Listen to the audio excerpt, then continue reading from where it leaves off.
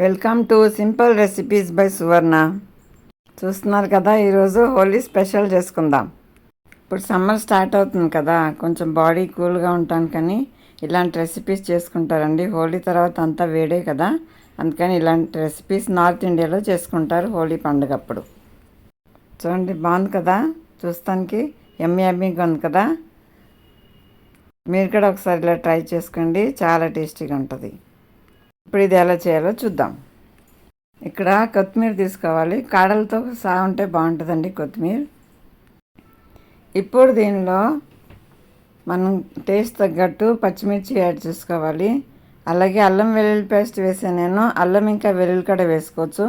దీనిలోనే పెరుగు వేసుకోవాలి, ఇంకా కొంచెం షుగర్ ఎందుకంటే కలర్ రిటైన్ అవటానికి షుగర్ వేసుకోవాలి. కొత్తిమీర ఒకసారి గ్రైండ్ చేసినాక నల్లబడుతుంది కదా, అలా కాకుండా ఉండటానికి షుగర్ వేసుకోవాలి.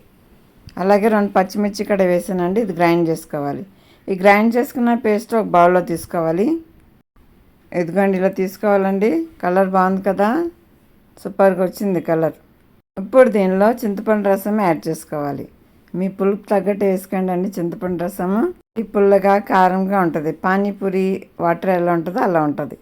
ఇప్పుడు దీనిలో పానీపూరి మసాలా, చాట్ మసాలా, కొంచెం సాల్ట్, బ్లాక్ సాల్ట్, జీరా పౌడరు ఇవన్నీ వేసుకుని బాగా మిక్స్ చేసుకోవాలి. దీనిలోనే కొంచెం ఇంగు కూడా వేసుకోవచ్చు అండి. జీరా పౌడర్ అనే జీరా పౌడర్ అనే వేసుకోవచ్చు. దగ్గర మ్యాంగో పౌడర్ ఉంటే మ్యాంగో పౌడర్ కూడా వేసుకోవచ్చు. ఇవన్నీ వేసానండి, ఇది మొత్తం మిక్స్ చేసుకోవాలి మంచిగా. నేను ఇక్కడ 3 కప్స్ వాటర్ వేసాను. కన్సిస్టెన్సీ అడ్జస్ట్ చేసుకోండి, ఎంత కావాలంటే అన్ని వాటర్ వేసుకోండి. చూడండి, బాగుంది కదా కలరు. ఇక్కడ మీరు టేస్ట్ చెక్ చేసుకోండి, మీకు ఏమైనా తక్కువ అయితే వేసుకోవచ్చు. ఇప్పుడు దీనిలోనే కొన్ని కట్ చేసుకున్న ఆనియన్స్ వేసుకోవాలి. మీ దగ్గర మ్యాంగో ఉంటే మ్యాంగో స్లైస్ కూడా వేసుకోవచ్చు అండి, కీరా కూడా వేసుకోవచ్చు. ఇప్పుడు ఇది మూత పెట్టి పక్కన పెట్టుకుందాం.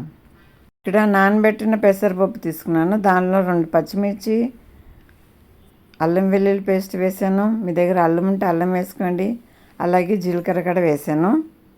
ఇప్పుడు ఇది మొత్తం మంచిగా మెత్తగా గ్రైండ్ అవ్వాలి, వాటర్ వేయకుండా గ్రైండ్ చేసుకోవాలి. చాలా మెత్తగా ఫైన్గా గ్రైండ్ చేసుకోవాలి. ఇదిగోండి, గ్రైండ్ చేశాను. ఈ గ్రైండ్ చేసిన మిక్స్చర్ని మంచిగా బీట్ చేసుకోవాలి. దీనిలోనే కొంచెం సాల్ట్ వేసుకోవాలి. మీరు ఇంకా బీట్ చేయొద్దు అనుకుంటే కొంచెం బేకింగ్ సోడా కూడా వేసుకోవచ్చు. మనం ఎంత బీట్ చేసుకుంటే అంత బాగా ఫ్లఫీగా వస్తాయి, లేదంటే బేకింగ్ సోడా కూడా వేసుకోవచ్చు. దీనిలోనే కొంచెం ఇంగు వేసుకుని కలుపుకున్నానండి. ఇంగు ఎందుకంటే డైజెషన్కి మంచిది కదా, పెసరపప్పు అంటే కొంచెం పడదు కదా అందరికీ, అందుకని డైజెషన్ కోసం కొంచెం ఇంగు వేసుకోవాలి. ఎందుకంటే ఇలా మిక్స్ చేసుకోవాలండి, పిండి మొత్తం లైట్గా అయ్యే వరకు మిక్స్ చేసుకోవాలి. ఇప్పుడు ఈ పిండిని మనం వేడి ఆయిల్లో పునుగుల్లాగా వేసుకోవాలి. ఎందుకంటే చూడండి, ఇలా చిన్నగా వేసుకోవచ్చు. మీకు ఏ సైజు కావాలంటే ఆ సైజు వేసుకోవచ్చు అండి. నేను చిన్నగానే వేసాను, కొంచెం పెద్దగా వేసుకుంటే కూడా బాగానే ఉంటాయి. ఇవి లోపల నుంచి ఫ్లఫీగా చాలా సాఫ్ట్గా ప్రిపేర్ అవుతాయండి. మనం ఎక్కువ ఫ్రై చేయొద్దు, మరి ఎక్కువ కలర్ రానియొద్దు. ఇలా లైట్గా కలర్ వచ్చిందంటే చాలండి, తీసేయాలి. లోపల నుంచి సాఫ్ట్గా, బయట క్రిస్పీగా ఉంటుంది. ఈ మొత్తం ఇలా ఫ్రై చేసుకుని వేరే ప్లేట్లో తీసుకోవాలి. చూస్తున్నారు కదా, పునుగులే కదా, పెసరపప్పు పునుగులు. పద్ధతి అంతా ఒకటేనండి, కాకపోతే ఒక్కొక్కరు ఒక్కొక్క తీరుగా చేసుకుంటారు. ఇప్పుడు మిగతా పిండి కూడా ఇలాగే వేసుకుంటాను, అన్నీ ఇలా వేసుకోవాలి. చూడండి, మళ్ళీ వేసేటప్పుడు కొంచెం ఆయిల్ ఇంకా వేడి చేయాలండి, వేడి చేసినాక వేసుకోవాలి. మొత్తం మీడియం ఫ్లేమ్లోనే చేసుకోవాలండి, హై ఫ్లేమ్లో పెట్టొద్దు. స్టవ్ మీడియం ఫ్లేమ్లోనే ఫ్రై చేసుకోవాలి.